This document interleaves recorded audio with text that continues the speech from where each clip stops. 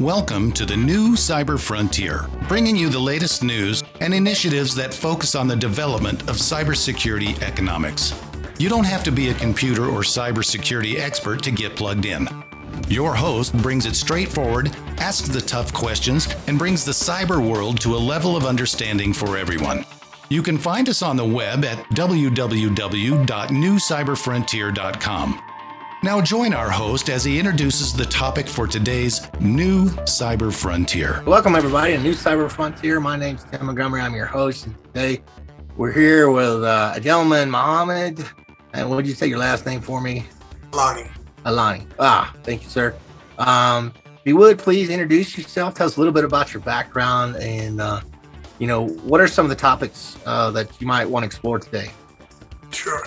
Thank you very much, Timothy, for the invitation. And my name is Mohammed Alani. I'm a father of two and a cybersecurity professor at Seneca College in Toronto, Canada. I have been in the cybersecurity area for about 15 years now. I've worked in 5 or 6 different countries in the past 15 years, and I got a lot of opportunities to meet great people like yourself and get to know a lot about the profession in different areas around the world. And I've also done some research in cybersecurity. I've authored 4 books in different areas of networking and security, and got my PhD back in 2007. Yes, I still remember that. So. It's been some time. Well, that's good. It's good to meet you there. It's always good to have another individual in our profession, education and background, and the things you have. You seem to flourish pretty well there. So it's always good to see another individual coming in to contribute to the profession. I'm always about expanding our field in cybersecurity, so it's my passion as well. So. You talked about you were talking a little bit about how moving from country to country. What did you see in your background as you went from country to country? Some of the concepts in cybersecurity.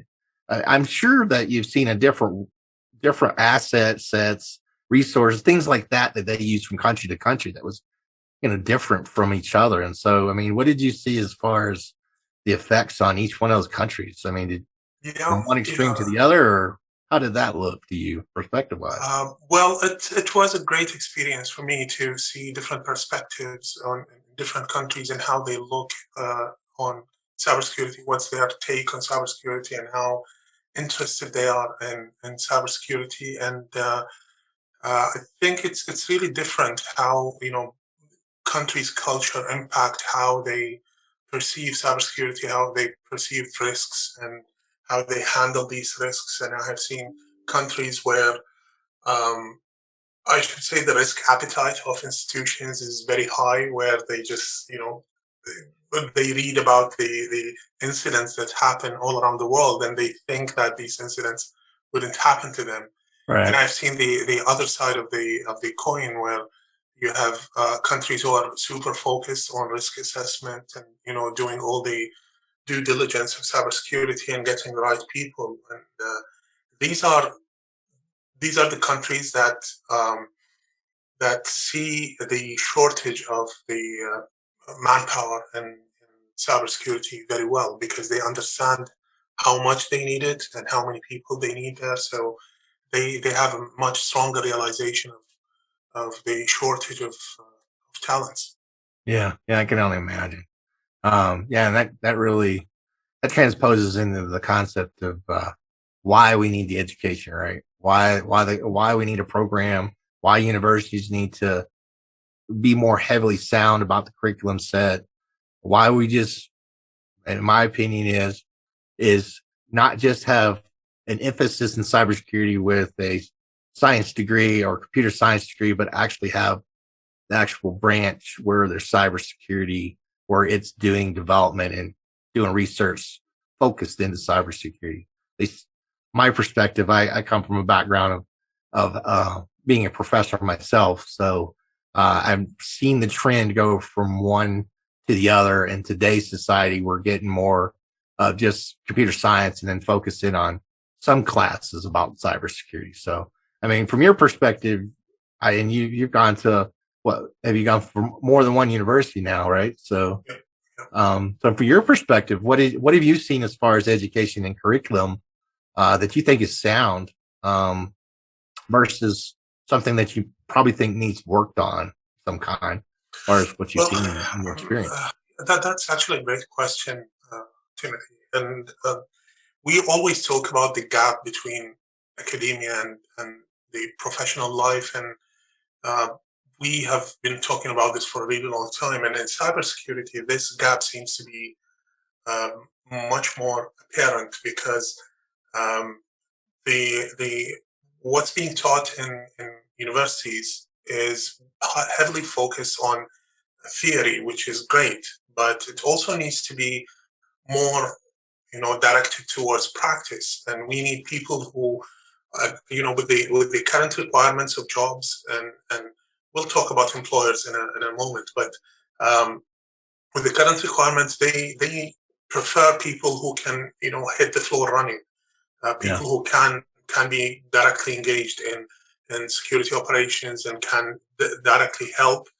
And that's not easy to achieve on the side of educational institutions. And I think that the focus needs to shift towards practical aspects, and including more and more practice labs, and having students involved in capture the flag contests, and involving in splitting the class into defensive and offensive teams, and doing some activities that would attract the students. I think one of the challenges that we face in education in general and in cybersecurity in specific is that previously, when we were students, what was competing for our attention was a couple of TV channels and maybe some comic books, and that's it. But now, as educators, we're actually competing with Facebook, Instagram, TikTok, all of these social media, and all of the different things that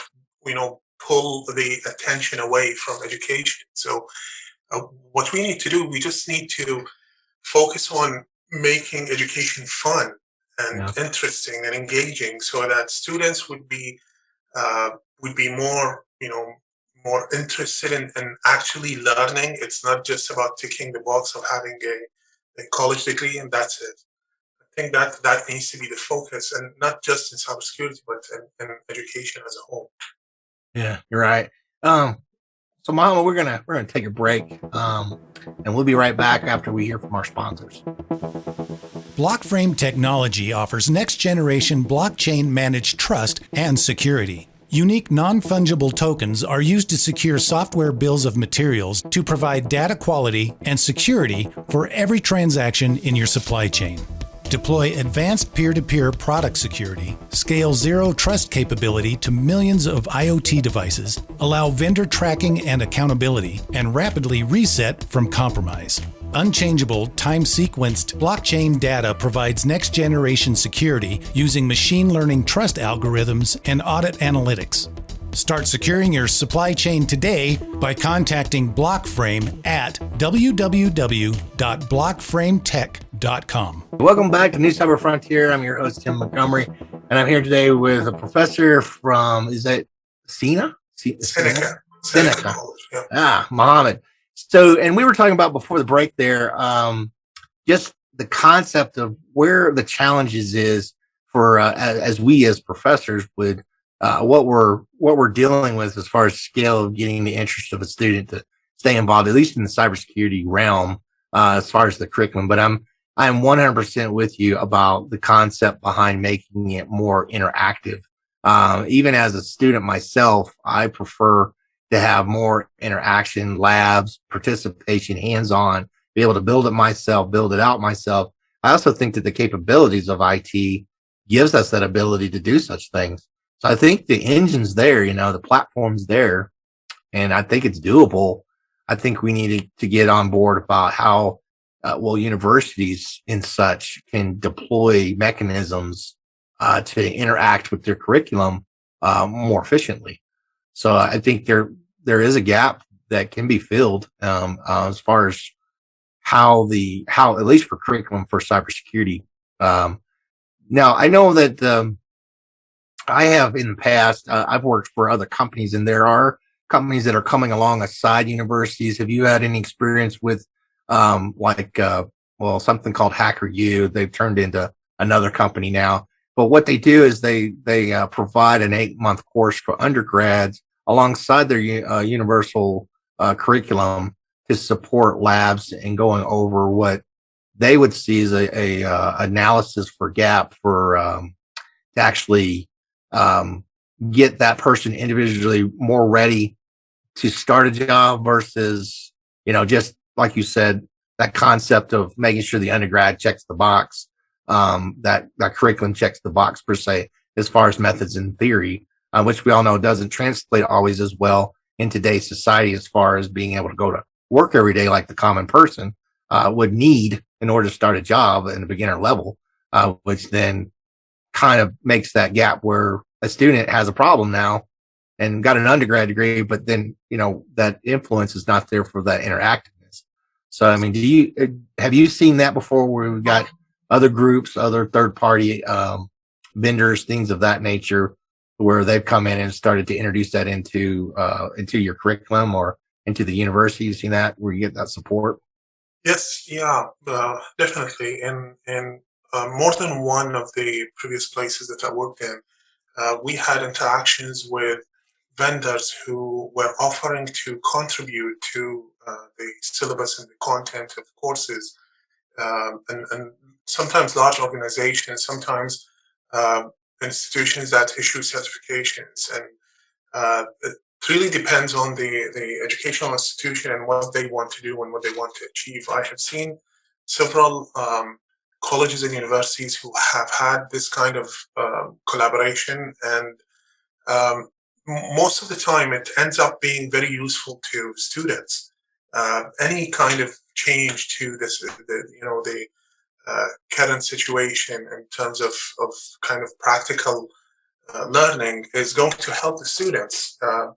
Some universities have taken the direction of adopting some curriculum from some industrial certifications, which can be, it can work well if you choose these certifications carefully. Other institutions have chose, partnerships with vendors that would provide some labs and sometimes even trainers that come from the field, which can be very useful to give some experience, to pass on some experience to the students. So it really depends on what the institution wants to achieve. I think the first step is to realize that something needs to be done in dynamic areas like cybersecurity. Something needs to be done so that you can provide the education that truly serves the students and the employers at the end. Yeah, you're right. I think, and I don't know where, most universities would fall, but they've got there's concepts all over the board as far as what the curriculum breaks down as. And at least for my 2 cents in the game, and my experiences, and well, I'm sure you well know that, not all universities have caught on to some of these things, but it definitely needs the participative part, the part where you interact, needs to be more interwoven, not only in the cybersecurity world, but also into the business perspectives. And that gets into finance and accounting. So I like you said, the new audience that the students that are coming in, and the way we interact, that perspective's changing too. You've got generational differences among age groups that depending on what your age groups are when you teach, as the way what they feel is proper, and their method for being able to grasp the knowledge. So I definitely think that, like I said, it goes back to that vision of having that balance behind the theory method, being able to get that across, as most institutions, definitely research institutions, will want to evolve along with that practical application that will grasp the intriguingness, the the audience itself, get their attention. I've always favored the VM, the labs. I love the labs. If you can, especially today with emulations. And I don't know about you, but those can be reset over and over and over if you set them up right. Yep. And it makes it easy for an instructor, professor to do their jobs consistently, teaching the same set of standards. But it takes a good rigorous infrastructure. So when you're talking about vendors being supportive, they, and I'm sure that the vendors in their own infinite idea that they've got their own training scenarios that they want to teach their products. So, I mean, the biggest challenge here is trying to get a platform usable by all industries standard wise, and to get into that concept of, I mean, we have the capabilities. The cloud product is certainly something we could venture into as far as professor or university. It's just getting the acknowledgement from the university, to, kind of play that direction with the curriculum. I mean, do you see trends coming along that you in perception that might allude to something changing as far as the universities that you've been able to be in contact with and what they're doing?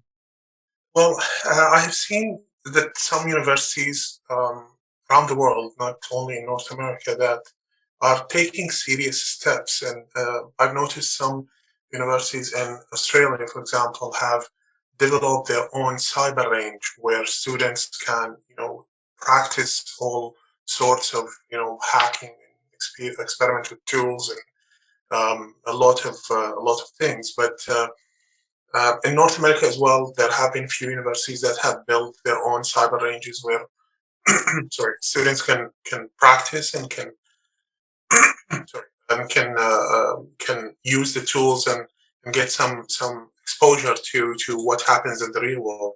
And I think that's a good start. That perhaps we can sometime soon, hopefully, see some of the large universities working together to build, collaborative platforms where all sides can benefit. Because if you build a cyber range, and universities usually don't have a large number of cybersecurity students that is to them financially worth to build something that's specifically tailored for cybersecurity. But it might be a good idea for universities to work collaboratively on that, so that we can see, a group of 5 or 6 universities building a cyber range on a cloud platform, as you mentioned, to have that available for all of their students. And I think that's a very cost-effective way of doing things. Yeah. And I think that universities can really benefit from doing this. Do you think globally, cybersecurity as a perception is curriculum standardized across universities that are in different countries? Do you think there's a benefit to standardizing the way the curriculum's set up, or do you think there's more benefit to diversify? Well, I think the perception and the readiness of different countries are very different, and I think that it would be more useful if we see things that are, more contextualized to the country's context, and address the situation of the country. We have seen, many countries around the world, the cloud is not the number one platform for them for service delivery. So they need to focus on kind of a different type of threats and attacks. And in other countries, you see clouds are dominant, and you need to take, serious thought about protecting data on the cloud. So I think probably standardizing it, maybe standardizing the general ideas behind it, like you can kind of think of a baseline where everyone needs to look at this, and then they can branch out to what each country needs, and customize it.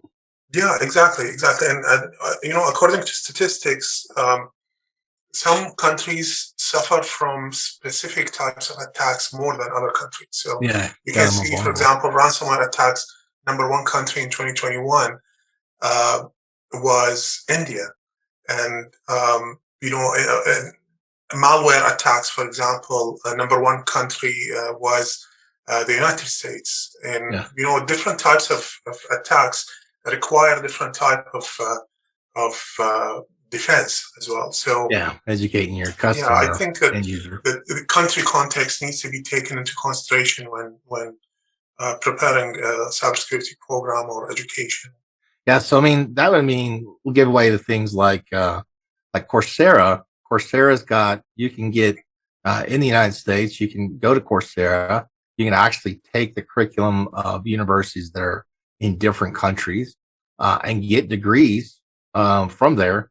And, it's kind of a pay as you go type of thing. Some of them are interactive, some of them are self-paced.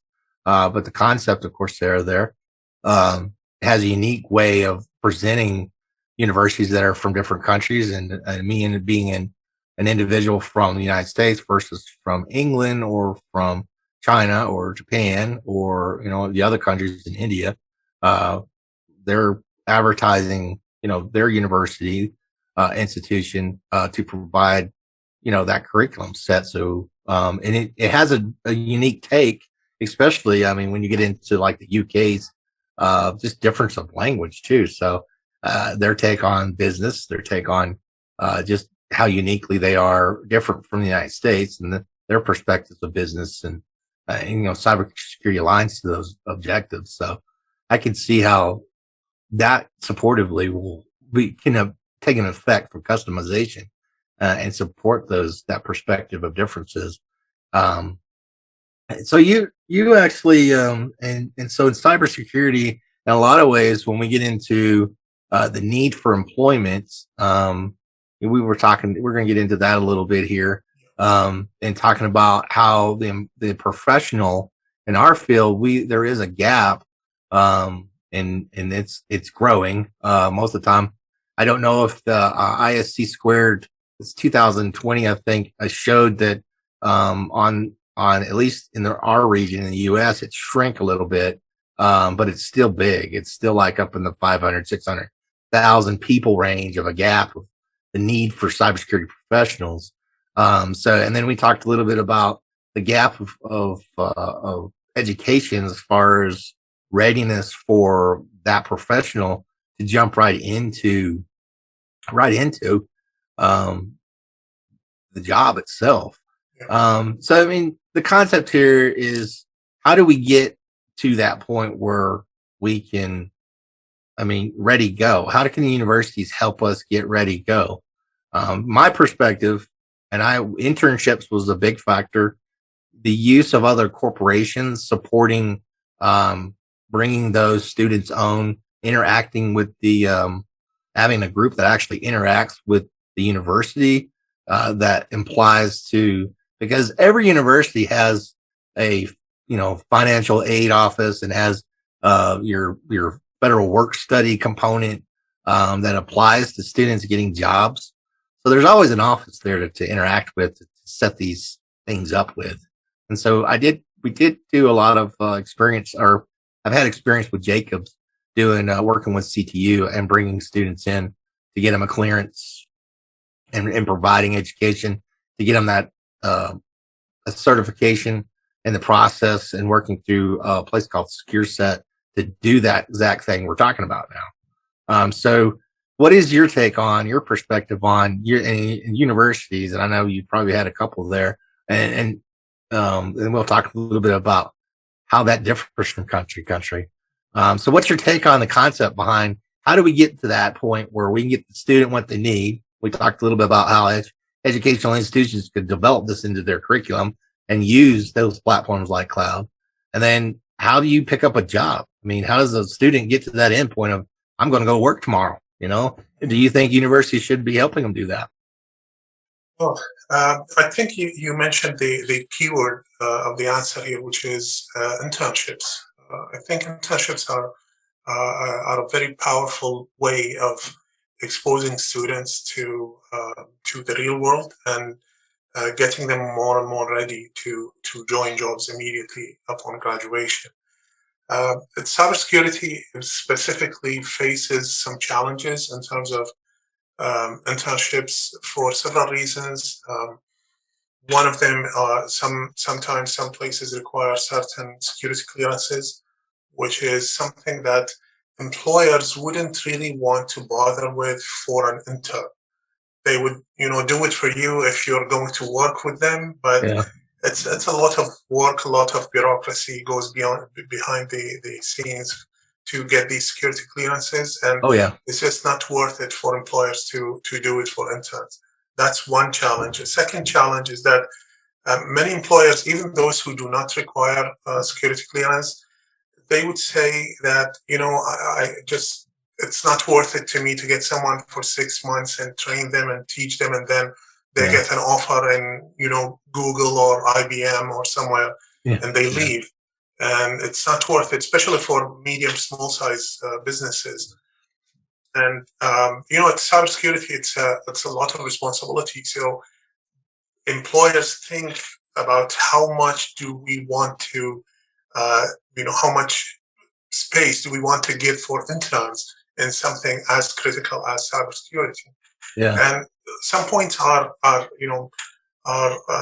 to consider that, some things are valid points. Sometimes they have invalid kind of expectations. And, when you look at, I'm sure you've talked about this so many times. When you look at job advertisements for cybersecurity, you find out that all employers are looking for unicorns, for someone who has, 10 years of experience in a technology that was found 5 years ago, and they have to have CISSP for an entry-level job, and it's just it's getting really ridiculous in some of these advertisements, and this kind of the problem, the origin of the problem is that many organizations have fought the idea of having cybersecurity personnel.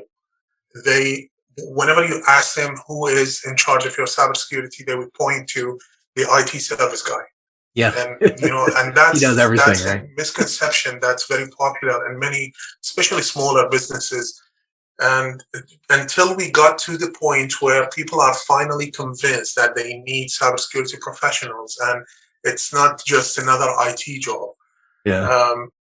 When you have like 100 employees and you get 5 people working in your IT department, you can barely afford to get one person as a cybersecurity person in your team. Yeah. And when they advertise for that position, they want someone who can do everything cybersecurity, and that's just doesn't make sense. There is a lot to do in cybersecurity. Yeah, to be certified in everything under the sun, Exactly. and then want to pay you half the price. Exactly. Yeah. Exactly. Because they're not fully convinced that they needed this cybersecurity person, but just because the IT manager is really pushing hard to get someone in cybersecurity. Yeah. So they pay half the normal pay, and they want you to do twice the job, and it just doesn't make sense. No.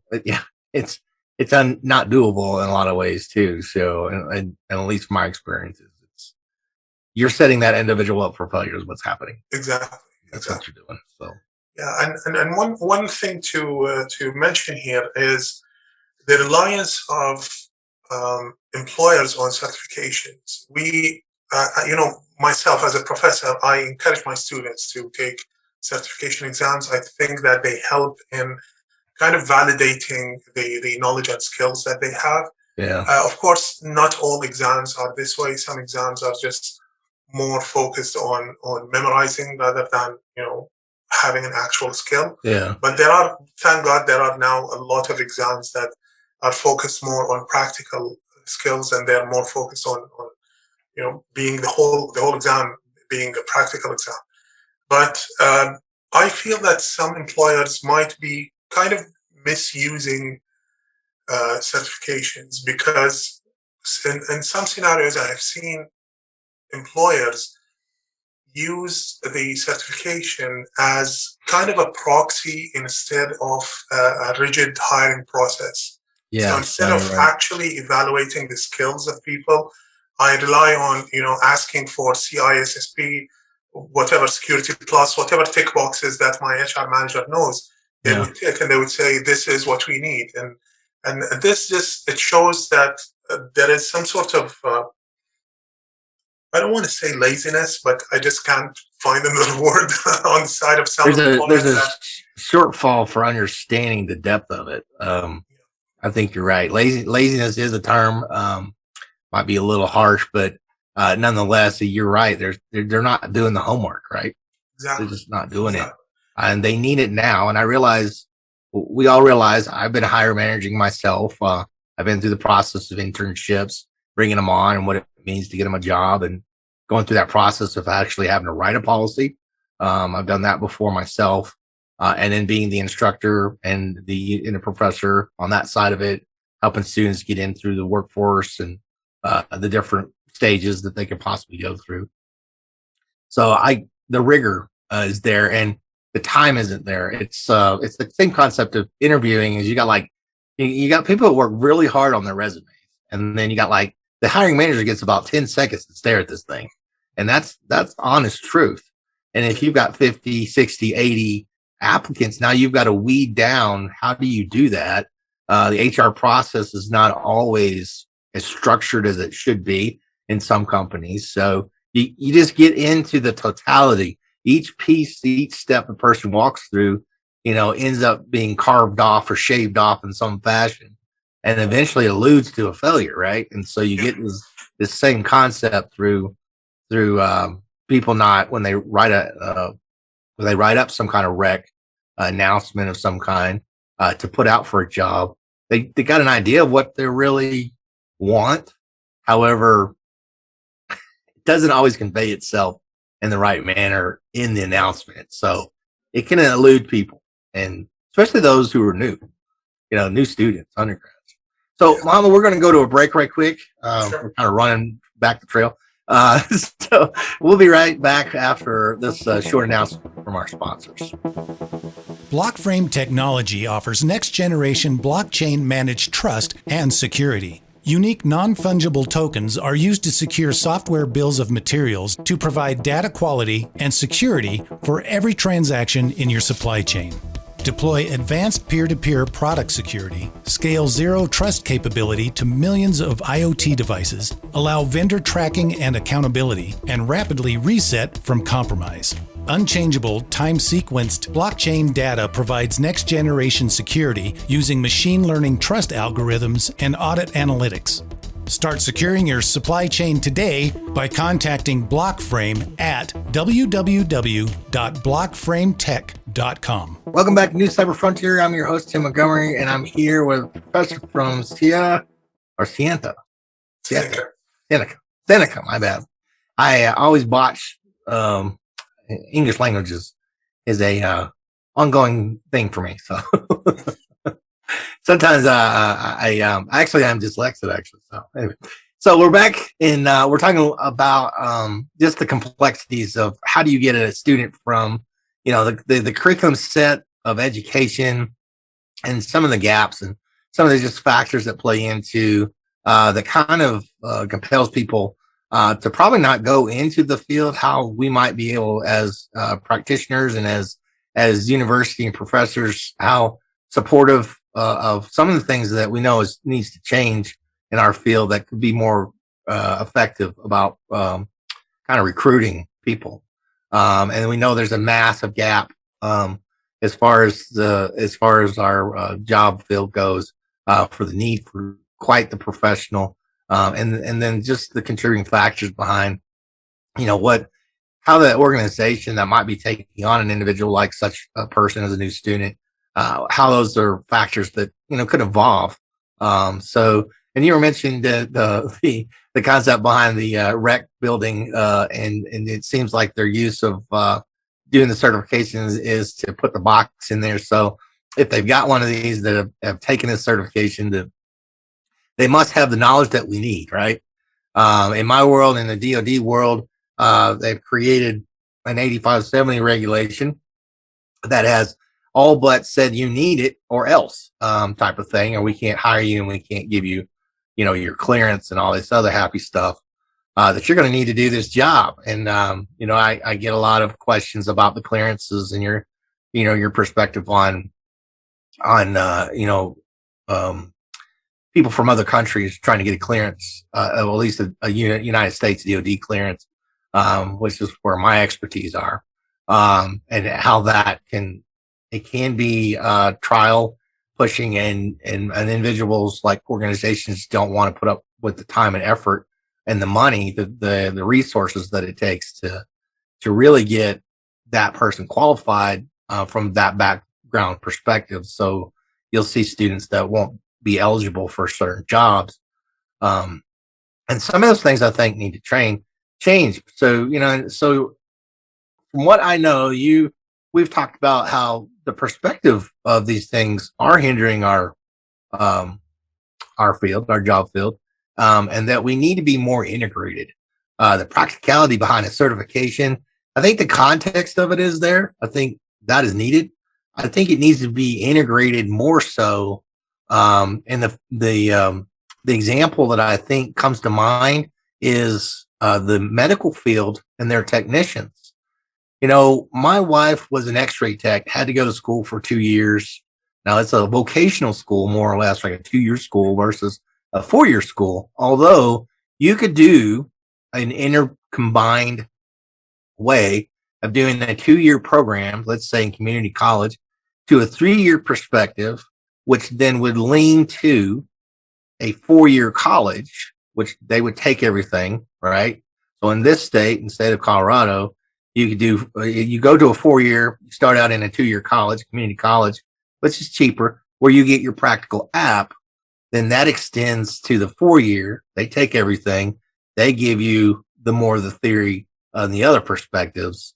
You could do this all in 3 years versus a 4-year perspective. Yeah. So that was something that the community college, at least Pikes Peak Community College, a gentleman that I worked with for a very long time, retired and was taking the reign of the cybersecurity directive over in that community college, looking to do something like that, looking to entertain and interact with organizations to see if you could enable people to come on board after you got such the background, such the education. So I think that's a good example. And when I go back to the healthcare industry, you had to have 400 hours before you get certified. So the practical app was there. You had to take a test. You had to take a written test. Sometimes you had to take an oral exam on top of that to get that certification. So I think there's more that can be done with the certification process. I just think it needs to be more standardized across the board as far as the way it's perceived, what you got to do in it. Now, I know EC Council, and I don't know if you're familiar with the CEH that's come out here. They have taken that to a new level, and in the past year or two now, and that's become more hands-on. You got to be in a range, practical application. Other organizations like the ACA, it's OCAS, I think it is. It goes into a 24-hour period of exam. So it is stringent. It's got its constraints, but it goes into a lot of practical application. Like you've got to do the job, show that you can do it in a more fluent way to get through the actual testing of it and get certified. So, I guess you can see extremes on the certification field. The content's there. Like they're trying to cover the concepts. And I think we do a good job in university to do that too. I just think there needs to be more standardization. And I think we need to go more towards that practicality of being able to put those hands on, like it's perceived in the in the healthcare industry before you get that certification. Now, I know jobs, like you could tell an organization, if you bring me on and give me the experience, then I will get certified in 2 years, but I will do 2 years for you after that. So, there could be an advantage to how this interaction works. So, and I don't know if would that work in other countries? What's your perspective? Well, I think that many organizations that issue certifications have realized the importance of practical side of cybersecurity, and we see a lot of practical kind of tests, like the one that you mentioned, CEH practical, and also exams of OSCP, that is from eLearn Security as well. There is EJPT, the Junior Penetration Tester, and the Blue Team also provides a very good range of practical exams. And I think these are very important, and I like to use this model in the courses I teach. And I do employ that in courses that are more focused towards practice rather than theory. I think that this is an important component to have these kind of exams in addition to the actual practice. What I have noticed in different countries, and that some countries are more focused on kind of importing these talents from outside rather than building, your own talent arsenal. Yeah. Just bring people from outside, that people who are ready, who are already trained, who have experience, and that kind of hits your job market, and it kind of pushes people away from the profession. So you'll end up with a country, 10 years from now, you'll have a country where everyone who's working in cybersecurity is not from that country, and that's not a good position to be in. And, it isn't. Yeah, and looking at statistics, in 2021, number of professionals working in cybersecurity in the United States, it's 1.1 million, which is a great number compared to 10 years ago. Yeah. But still, it doesn't address the whole gap. I mean, even in Canada, we have 124,000 professionals. Yeah. But, talking about the States, in 10 years from now, you'll need about 1 million more people in cybersecurity to be addressed, to be able to address the gap. Yeah. So it's not a joke. And I think that your suggestions about having maybe some sort of country level practice certification that might be the answer to address the doubts that the employers have. So that if someone, just like what you said, if you have, it's like the bar exam that would allow you to practice being a lawyer. Right. You can do something similar in cybersecurity at a state level or a country level, where you make sure that someone who passes this exam would be having the theoretical and practical aspects that like a baseline that should be available in everyone who wants to practice this. And of course, there are people who would excel and go way beyond that. But I think that might be a good idea if states or even at a country level would look into it. Oh, you're right. That concept, and using the analysis behind comparison to getting your law degree. This is where we go back to the university needing to have a cybersecurity department versus it being a branch or group underneath your computer science department.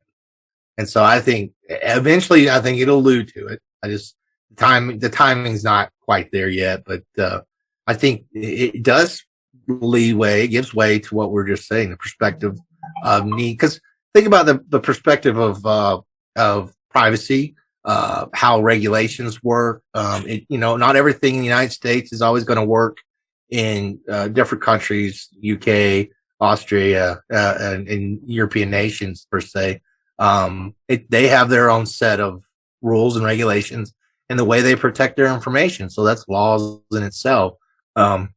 So instead of having a few classes in your law degree that covers that, you literally would have cybersecurity covering all the impactive nature of law.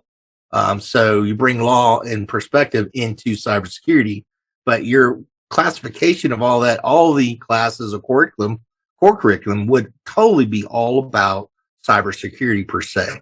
So I think that's where the institutions, the universities can evolve to make this more practical. And I think producing it by country, as you follow down, you're going to be able to hone legislation, regulation, laws, perceptions of that, because I think cybersecurity needs that.